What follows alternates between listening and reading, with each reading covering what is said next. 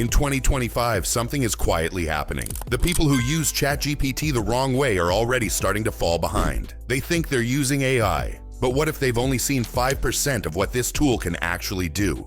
The truth is simple. Most users quit too early, not because ChatGPT failed, but because they didn't know what to ask. This isn't just a guide to prompts. It's a shift in how you think about AI.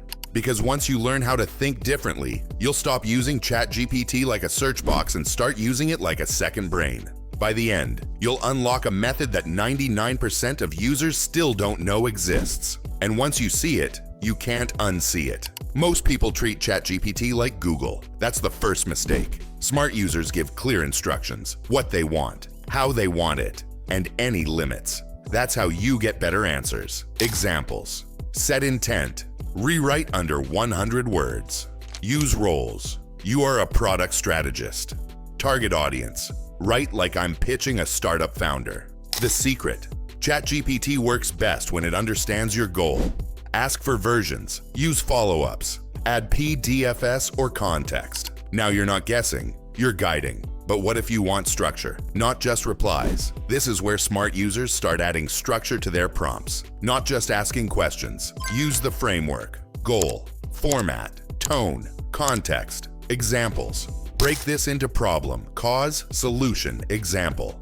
Compare X versus Y in a pros and cons table. Give views from a CEO, marketer, and engineer. Now, you stop thinking, can it do this? And start saying, here's how I'll make it do this. Prompts become tools, not just messages. But what if you want ChatGPT to think or build with you? Now you're not just giving prompts, you're building systems. Use advanced tactics. Create your own GPTs for writing or hiring. Use memory to keep your tone and rules. Connect Zapier or Google Sheets to trigger actions. Ask for deep research with sources or different views. Role-play prompts work too.